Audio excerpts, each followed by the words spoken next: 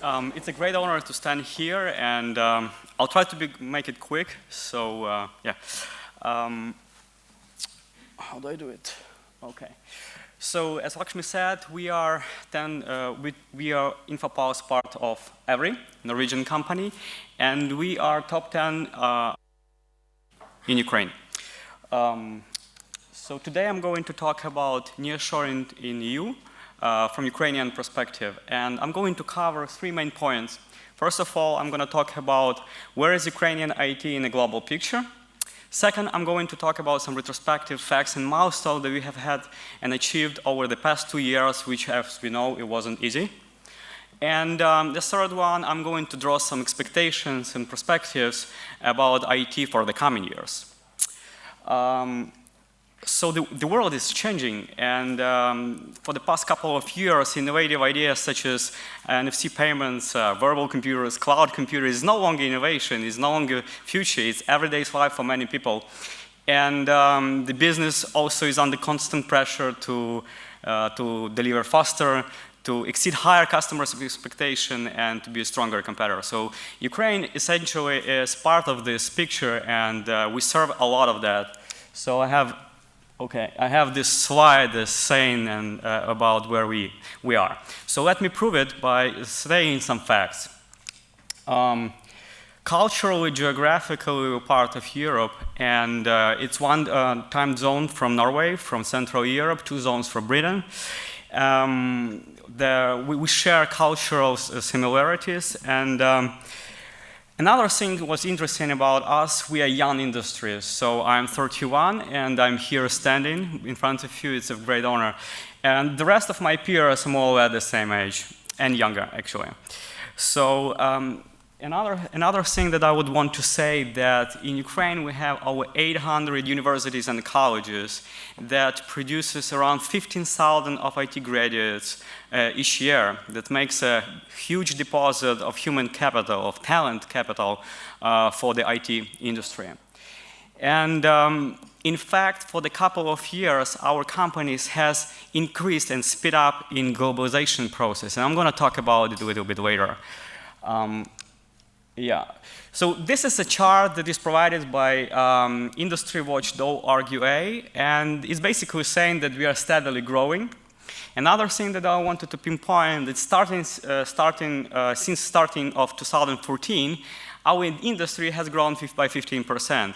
Pretty amazing, huh? In a period where we had all the things that was described earlier in the morning, right? So it's going to grow, and we expect that even though the growth is a little bit slower right now, we expect it to grow faster and faster for coming 16 years to speed it up or to catch it up what was, let's say, left behind for the year or so. Okay, now I'm going to talk about some retrospective facts, what we've done so far. First of all, I want to admit one fact that was actually covered today, and I'm very pleased that I get into the point. In fact, we have another industry that resurfaced because of a successful IT, and it's an industry of extracurriculum IT programs. A lot of people have identified their future career with IT, and even though they don't have IT education, they want to learn it. So there are a lot of let's say, conventional universities that provides pretty high standard education or short period education where they study programming, quality assurance, project management, system analysis, and other stuff that is very necessary for high demands and high requirements of IT industry as we set up, because we never compromise on that. Another thing that I wanted to say is globally, or nationwide, that was happening to telecom industry. It's interesting fact, but after the 3G was introduced, and last year it was a CEO of Kyivstar who was saying, we are going to introduce 3G. Guess what? It happened. So, and an interesting fact is about that competition between them, between the biggest, let's say, telecoms, intensified. There was a big brand change recently, a couple of weeks ago, actually. The other things what's interesting is that well, there are a lot of changes in ownership structures, so we see the big movements in that regard, and a lot of things that happen in terms that is about to happen because of that, mostly in value-added services, something that goes on top of 3G, on top of broadband. Okay, we have actually a parallel discussion about this third point that I want to talk about is about how ICT is actually given. We help our ICT, we as ICT industry, we help to the government. We support that with their digitalization agenda, effectively communicating with them, and now we are seeing that they started to listen, really. We are big and significant industry, we are prosperity industry, we are industrial agriculture has a huge potential, and this time we are cautiously saying that they are listening to us. I mean, they are starting to listen. So I have an optimism on that as well. And we have already done a lot of that through these years. And the third theme is just to address the risks and the problems and fears that there were specifically in the early 2014 and in mid 2014. There was no business interruption for any of our clients. And I'm talking about whole ICT. I don't know about these facts. And this is pretty self-explanatory thing. Okay, okay, so another thing that I want to talk, and actually that's a main point of our discussion, is about perspectives and expectations from nearshoring in Ukraine from European countries, from European businesses. The thing is that differentiate us is that we are pretty innovative. We do innovation together with our clients. We serve as one team. It's our culture to do so. So, okay.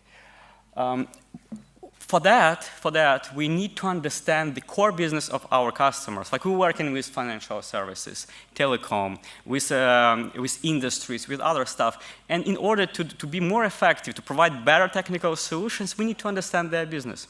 So we constantly keep learning what the core domain knowledges of our customers is. And we do it in IT. What I expect, actually, that this extracurriculum university will start to teach you something like that in their courses. For instance, for FS, why not? We operate in product development services mode. Basically, we talk products, we talk business values for our customers from endpoint. And there is effectively implemented projects in various areas, such as real-time BI, machine-to-machine communication, social enterprise, cloud drifting. I can name it a lot. What else I would want to mention here, as I mentioned about industries booming, we have noticed and has a good experience in our company, and I guess some of the competitors are doing that. We are doing the core telecom outsourcing services. It's something new and something that we hear that pretty big names can provide that because we provide multi-vendor thing. It's something which is appealing to the telecom world, right? But from global point of view, we see that actually it's 4G is rolling out all around the world.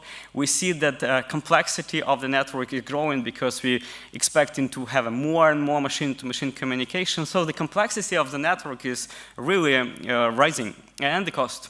So they are, telecom service providers looking into outsourcing strategies, and here we go. Ukraine can stand and support here because it turns out we have a good skills on the market. We have a good education system. We have a dedicated university actually for the telecom. It's actually our past, but they are pretty close. I mean, they are actually on the level which is required. So yeah. Another opportunity that yet to be discovered in the full extent, but we have already seen the spikes of the business activities and regard the business process outsourcing. We are education nation. Some say that we produce fourth amount of academic graduates in Europe. We speak English, and for business process outsourcing is actually a most important prerequisites. Another prerequisites we just need to meet, maybe in some legislation, in some transparency, is to doing business, but that opportunity is big, is going to be big in Ukraine. And we, by the way, 4+ million people. Another thing that I would like to say, and I cannot say about that, I'm going to skip this point, is a matter of risks.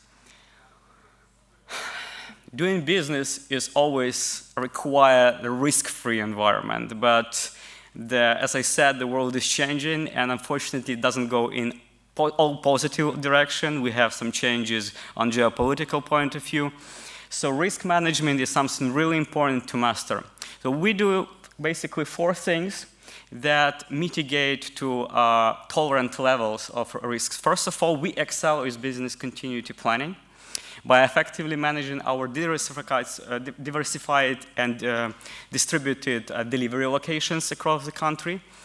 And we have this point, we're opening up, our Ukrainian companies are opening up the delivery centers in EU, and from there we can be closer to the customers, first of all. And second, we mitigate the risks. From there, we can be data protection compliant in regards to sensitive services and data. And it goes hand in hand also with with the business continuity planning. We, of course, invest into redundant infrastructure. It's part of our DNA to practice knowledge management and to train people and to have the knowledge rather enhanced on written in I don't know, some kind of confluence. And that's what we do. The other things what we do to mitigate the risk, which is pretty standard for the industry but was mentioning, we rely on methodologies. We rely on operational methodologies. In IT, it's kind of IT. In project manager, agile methodology, RAP, waterfall is necessary. We tailor that with the customer. But most importantly, we rely on the best practice. Instrumentation is another part which basically support all of this. That what we do, we believe we know what we do, and sometimes we even, for some clients who are coming, we never did outsourcing. I mean, we scare about all of this. And then we talk more in consultation mode. You can do this, and we can tailor your procedures. You would require to do these extra things. That's what we do, and I think we are pretty good in that. To sum it up, in general, the presentation, I'm going to close now. I think we are a reliable partner, even though we are in tough place right now. As it was said, 2016 is to be expected the year to catch up what wasn't done on the years before. And it's a great opportunity. I think investors and new customers need to really look into this more and more. And I wanted to close with one phrase. I found it in the internet. There is this guy, Craig Viet, Chief Innovation Officer from Procter & Gamble. And he said a very brilliant thing, I love it. What we've done to encourage innovation is basically make it ordinary. That's what we do with our clients. We make it together ordinary thing. The innovation is ordinary thing. Thank you very much.